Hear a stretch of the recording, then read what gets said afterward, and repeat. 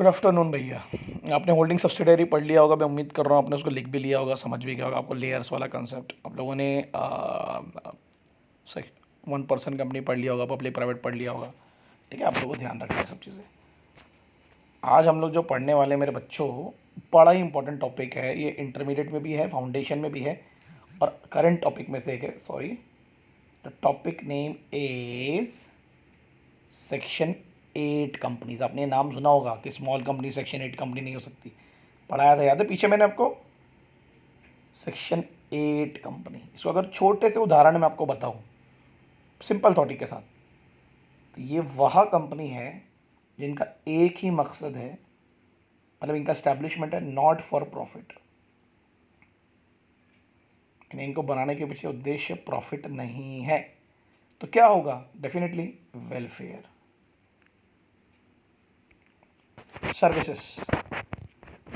नाम से ही झलक रहा है, देखना इनका बड़ा इंपॉर्टेंट है। बहुत सारी, अब देखो सुनो, डायरेक्ट भी ये कंपनियां बनती हैं, बड़ी बड़ी कंपनियां भी सेक्शन 8 कंपनियां बनाती हैं, बताती है ना। बड़े बड़े कंपनियां अपना ट्रस्ट बनाती हैं चैरिटी के लिए, नॉट फॉर प्रॉफिट के लिए।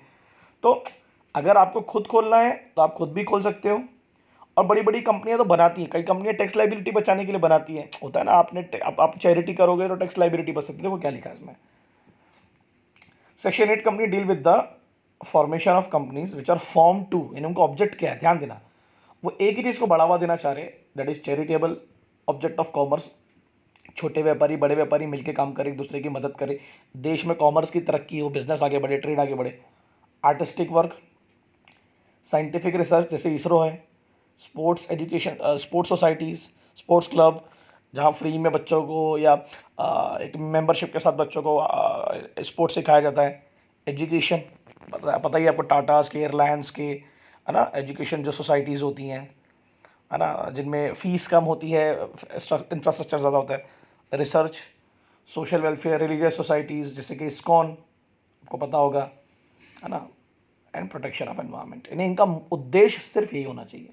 यानी इन्होंने सेक्शन 8 कंपनी बनाई, लॉजिक है, तो उनका उद्देश्य सिर्फ ये होना चाहिए।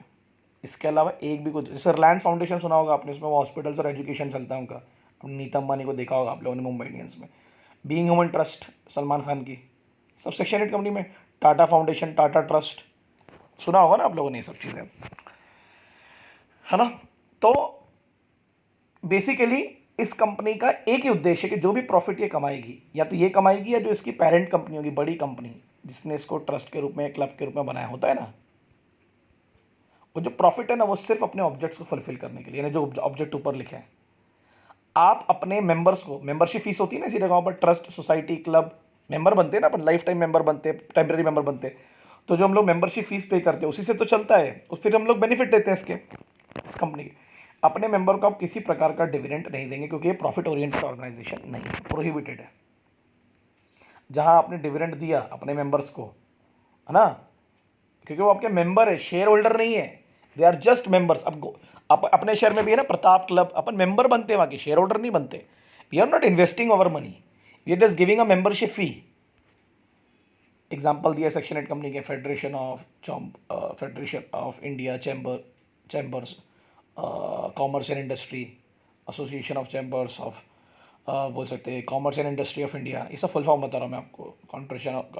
कॉन्फेडरेशन ऑफ इंडियन इंडस्ट्री, है ना। ये तो सब इंडस्ट्री से रिलेटेड ही बताया मैंने आपको, है ना। Association of chambers and commerce and industry of India, ठीक है। ये देखो, नेशनल स्पोर्ट्स क्लब। मोटिव क्या है इनका? मदद करना एक दूसरे की। ये सब पॉलिसी में बनाते, ट्रेड पॉलिसी बनाते हैं लोग, ट्रेड पॉलिसी। ये वर्ड सुना होगा आप लोगों ने, है ना। Policy that help business, that help trade. Member बनो, आईसीआई का एग्जांपल ले लो आप, आप भी मेंबर हो ना उसके, मेंबर बने हो ना। तो मेंबर्स जो होते हैं उससे वो मेंबरशिप फीस लेते हैं, डिविडेंड पे नहीं करेंगे। उनका मोटिव है welfare of students. ICSI, Indian institute of charter company secretary of India, पढ़े हो कि नहीं पढ़े हो? समझा? यहाँ तक समझा आपको? यानी ये एक प्रकार की कंपनी, इसका ऑब्जेक्ट ये है। अब देखो सेक्शन 8 जो है, अलाउ द सेंट्रल गवर्नमेंट कि रजिस्टर सच पर्सन और एसोसिएशन ऑफ पर्सन और एक कंपनी। पहले तो इनकी लाइबिलिटी क्या होगी? लिमिटेड। जितना पैसा वो मेंबरशिप फीस में देंगे उतनी उनकी लाइबिलिटी होगी। अपने नाम के आगे उनको लिमिटेड या प्राइवेट लिमिटेड लगाने की ज़रूरत नहीं है। जैसे नॉर्मली कंपनियों को क्या मिलता है, सर्टिफिकेट ऑफ इनकॉर्पोरेशन, पढ़े हो ना, सर्टिफिकेट ऑफ इनकॉर्पोरेशन 21 डिजिट का, इनको मिलता है लाइसेंस, याद रखना इस बात को, ठीक है। जैसे रजिस्ट्रार, फिर रजिस्ट्रार शेयर होल्डर एप्लीकेशन पे जो भी लोग हैं, जो पर्सन या एसोसिएशन ऑफ पर्सन है मिल के कंपनी को स्टैब्लिश कर रहे हैं, वो एप्लीकेशन लिखेंगे किसको, आरओसी को, फिर वो उनको रजिस्टर्ड करेगा, है ना, as a section 8 company. ROC समझते हैं ना आपको, जिस स्टेट में आप रजिस्टर्ड हो रहे हो वहाँ की कैपिटल में आपको रजिस्टर ऑफिस मिल जाएगा। ठीक है बच्चों, यहाँ तक समझा। फिर क्या लिखा है, on registration the company shall enjoy the same benefits and obligations as of a limited company, जैसे लाइबिलिटी लिमिटेड, परपेचुअल सक्सेशन, पढ़े हो कि नहीं पढ़े हो यार, सेपरेशन ऑफ प्रॉपर्टी, जो सेक्शन 8 कंपनी की प्रॉपर्टी होगी, पढ़े थे ना अपन ने, वो उसके मेंबर की प्रॉपर्टी नहीं हो सकती है। प्रताप क्लब में अगर मैंने मेंबरशिप फीस पे किया स्पोर्ट्स के लिए, तो प्रताप क्लब की प्रॉपर्टी मेरी हो गई क्या, नहीं ना, क्लियर है कि नहीं बच्चों। अब देखो क्या लिखा उसमें, ये थोड़ा सा इंपॉर्टेंट चीज़ है। अब लाइसेंस मिला उनको, लाइसेंस मिला कि नहीं मिला। अब रिवोकेशन ऑफ लाइसेंस कब होगा, देखो जिस पर्पस के लिए आपने कंपनी को स्टैब्लिश किया, what is the purpose, charitable, not for profit, charity. अगर ये पर्पस फुलफिल नहीं हो रहा है, आप अपने मेंबर्स को प्रॉफिट में से डिविडेंड दे रहे हो, तो क्या लिखा उसमें, the central government may be order by revoke the licence. अगर कंपनी कॉन्ट्रीब्यून करती है रिक्वायरमेंट, कॉन्ट्रीब्यून मतलब अपोजिट काम कर रही है, कंडीशंस क्या थी कि आपको इशू नॉट फॉर प्रॉफिट पे काम करना है, समझा, जो भी लाइसेंस ले रहे तुरंत छीन लेगी उनसे। तो कंपनी के जो एक्ट है, अफेयर्स है, वो फ्रॉडुलेंटली हो रहे हैं, ऑब्जेक्ट्स को वायलेट कर रहे हो आप, पब्लिक इंटरेस्ट से प्रेजुडिशियल मतलब अपोजिट जाके काम कर रहे हो, पब्लिक इंटरेस्ट को अफेक्ट कर रहे हो। जो पैसा आपने लोगों के लिए इकट्ठा किया, बच्चों के लिए इकट्ठा किया, गरीबों के लिए इकट्ठा किया, वो आप पैसा मार रहे हो, उसका गलत उपयोग कर रहे हो। तो देखो रजिस्ट्रार जो था ना, उन्होंने तुरंत तुरंत वो सेक्शन 8 नाम हटाएगा और नाम का क्या लगाएगा, लिमिटेड और प्राइवेट लिमिटेड। अब आप बोलोगे सर से क्या फ़र्क पड़ेगा, भाई जो बेनिफिट मिल रहे थे वो छीन जाएंगे, अब वो रडार में आ जाएंगे, सेंट्रल गवर्नमेंट में जो भी टैक्स बेनिफिट्स मिल रहे थे, टैक्स लाइबिलिटी छूट रही थी, वो सब आ जाएगी ना, क्योंकि या तो आप पब्लिक कंपनी हो जाओगे या प्राइवेट कंपनी हो जाओगे, तो लिखा ना, क्लियर है।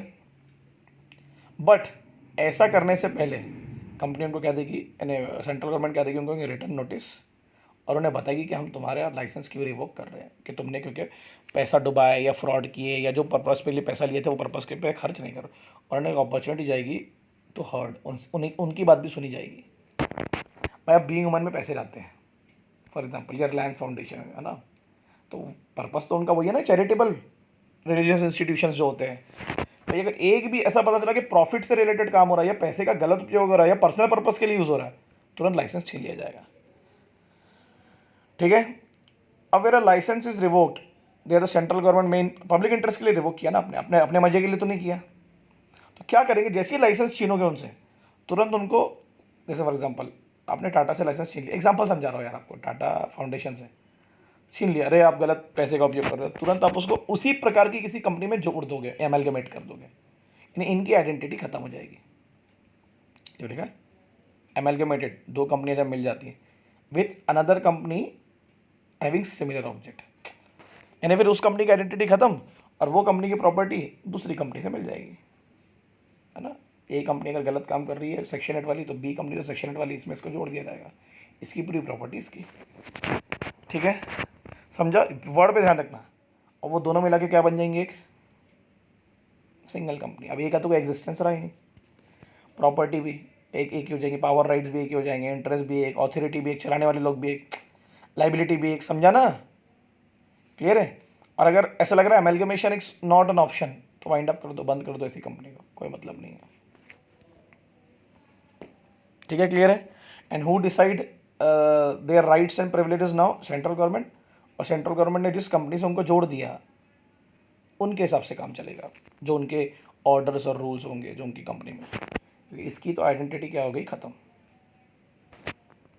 ठीक है, क्लियर हुआ क्या बोला मैंने आपको।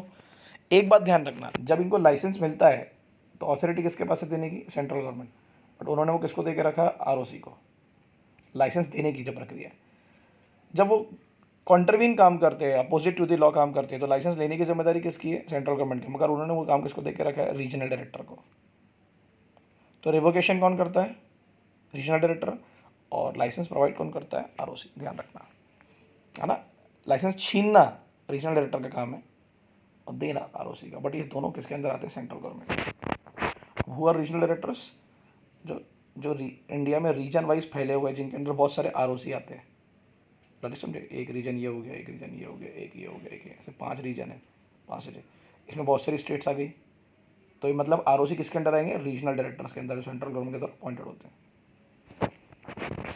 जो क्या लिखा उसमें, पेनल्टी, पनिशमेंट्स, कॉन्ट्रवीन काम किया ना, अपने अपने ऑब्जेक्ट्स को फुलफिल ही नहीं किया जिस पर्पज है, तो कंपनी को पनिशेबल हो। कंपनी को तो जेल नहीं हो सकती, तो कंपनी को फाइन लगेगा 10 लाख से लेके 1 करोड़ तक का फाइन।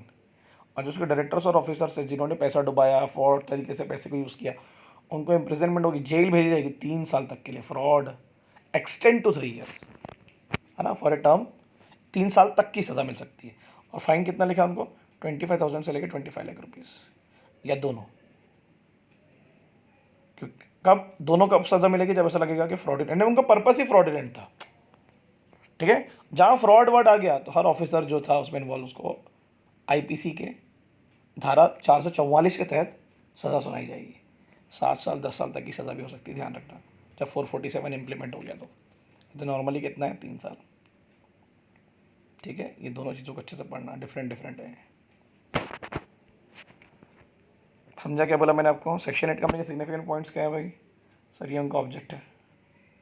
कोई रिक्वायरमेंट मिनिमम शेयर कैपिटल नहीं है, क्योंकि शेयर कैपिटल तो पहले वो ले रहे नहीं है, मेंबरशिप कैपिटल है। जो लोग बन रहे, मेंबर बन रहे, उनके जो प्रॉफिट्स है वो सिर्फ ऑब्जेक्टिव के लिए यूज़ होना चाहिए। डिविडेंड नहीं दे सकते, जहाँ डिविडेंड दिए लाइसेंस क्या हो जाएगा? रिवोक, याद रखना।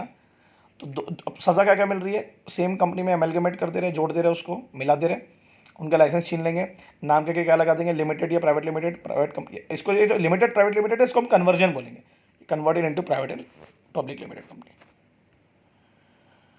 स्पेशल लाइसेंस मिलेगा, अपने नाम क्या क्या आप ये सब नहीं लगाओगे। ठीक है, ये सब लग सकता है, क्लब, चैम्बर्स, फाउंडेशन, ट्रस्ट, पढ़े ना अपन ने। लाइसेंस रिवोक हो जाएगा अगर आपने कंडीशंस को फुलफिल नहीं किया। अब लाइसेंस रिवोकेशन में 2 चीज़ें कर, मैं लिखा है ना, 2 चीज़ें कर सकती है सेंट्रल गवर्नमेंट, या तो कन्वर्ट कर दो उसको पब्लिक प्राइवेट में, या उसका नाम चेंज कर दो, या वाइंड अप कर दो, या दूसरी कंपनी में जोड़ दो सिमिलर ऑब्जेक्ट। पढ़े हो कि नहीं पढ़े हो?